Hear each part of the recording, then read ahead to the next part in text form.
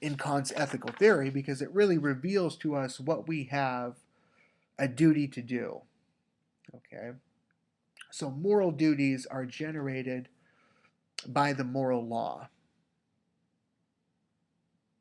and there's two different types of duties: perfect and imperfect.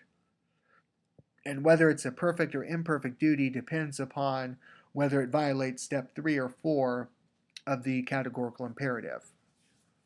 Okay, so what's the difference between a perfect and an imperfect duty? A perfect duty for Kant is something that admits of no exception. It's something you have to do every time, case closed, no exceptions. Okay, it's completely absolute. We have a perfect duty to Kant, for Kant to tell the truth. No exceptions. And as the video pointed out and Kant talked about, even if there's a mad, crazy person knocking on your door, wanting to know where a loved one is at for the purpose of killing the loved one, Kant says explicitly that you have a duty to tell the truth. And that would probably come as a shock to many of us. But it really emphasizes Kant's disregard for consequences. Kant would say we don't know what that person's going to do. I mean, we could always call the cops. We could always, well, essentially, you don't know what's going to happen. We don't know the future. So why should we be concerned with consequences? And in a way, Kant's got a good point. We don't know the future. So why should we let the thought of what could happen in the future detract us from doing our moral duty? And for Kant, it shouldn't. So we have a perfect duty to ourselves and a perfect duty to other people. Our perfect duty to other people, number 2, is to always tell the truth. A false promise, as we've seen, would violate our perfect duty to other people. We also have a perfect duty to preserve ourselves. Okay, so this would be the perfect duty to ourselves. Kant would clearly says that suicide violates our perfect duty to self-preservation. So suicide, Kant would say, violates step number 3 on the categorical imperative, or of the categorical imperative. Ultimately, it's contradictory. If we try to universalize the maxim that one should kill themselves to prevent future unhappiness, Kant thinks that that will result in a contradiction. It's impossible to will universally that maxim and be consistent. So therefore, we have a duty to ourselves, a perfect duty to preserve our life. But what about the imperfect duties?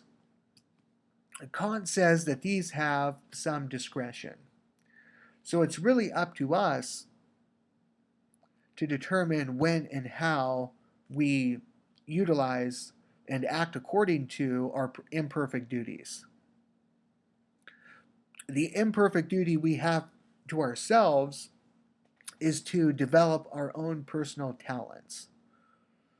Okay, so we have a perfect duty to ourselves to develop our own talents. Now let me jump back here to the categorical imperative slide.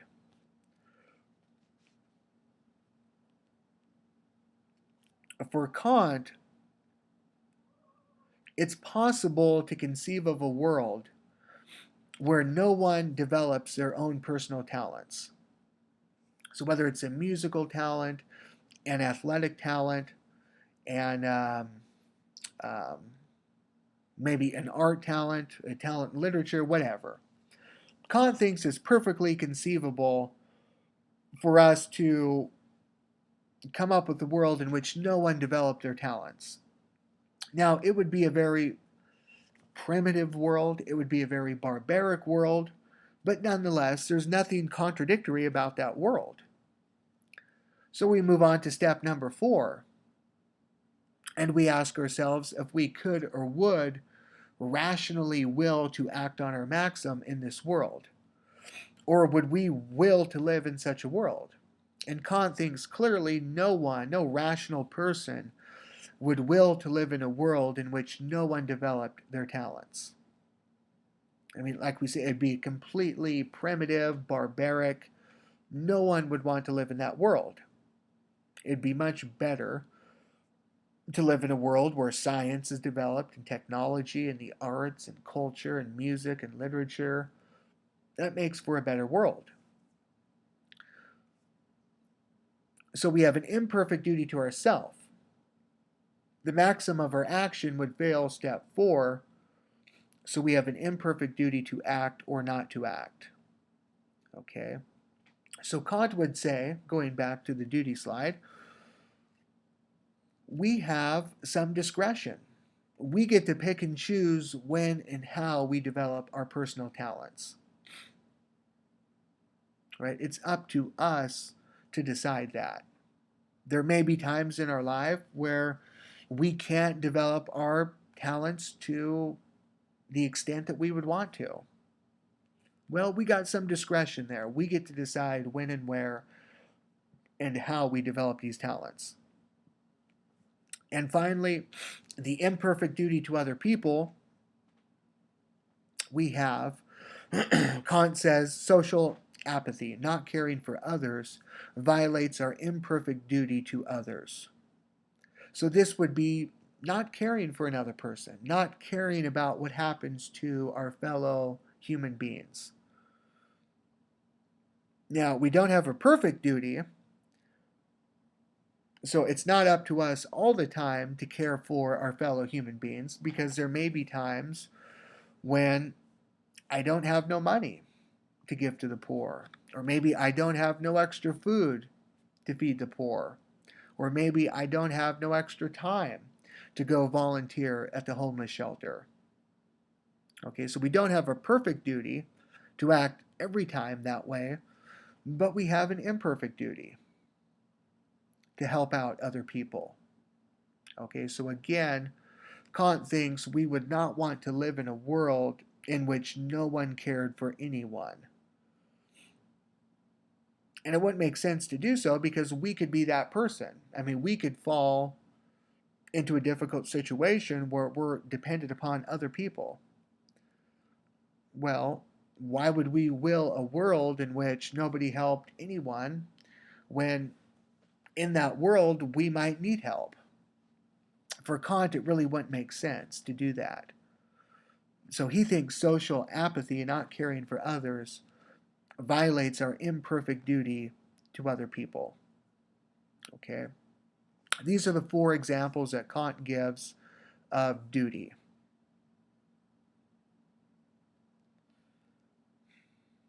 Okay, finally, I just want to conclude with this.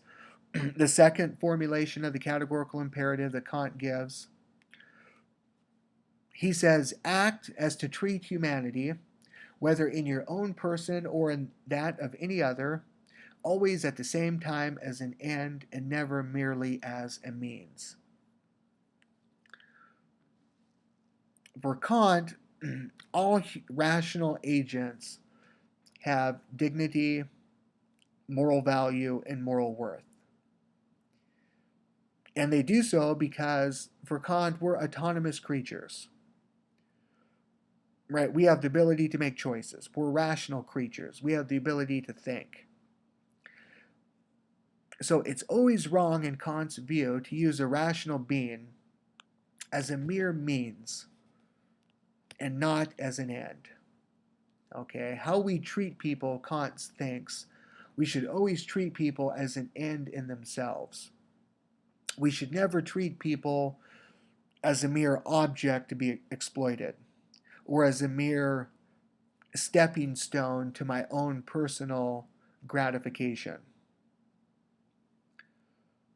Okay, so to go back to the false promise example, Kant would say in telling that false promise to your friend, you're really treating your friend as a mere means.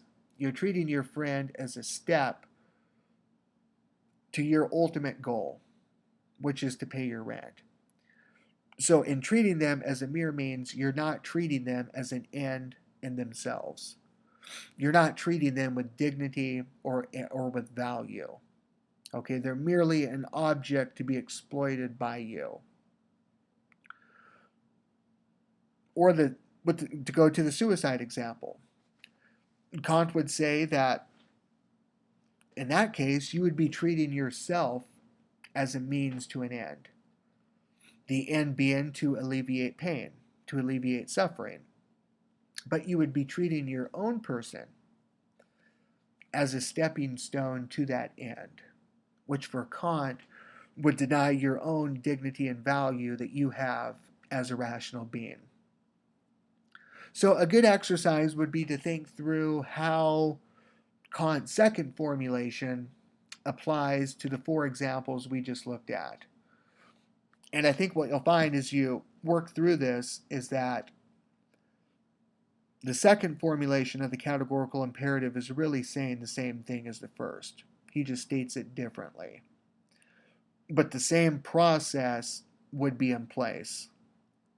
Okay, although it tends to emphasize humanity more than the first formulation, but it's really all the same. It's just a different way of stating the same basic principle, okay, which is the principle of morality for Kant. Okay, I know this was quick. Hopefully it makes sense. If you have any questions, you can email me on this. I know Kant can be a difficult read. But the big picture would be that actions for Kant, in order to have moral worth, they have to be motivated out of a sake of duty.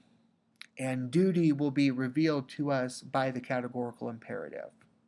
So we have to be familiar with the categorical imperative in order to make sense of morality and to make sense of Kant's ethical philosophy. Okay, I'll stop here and we'll talk soon.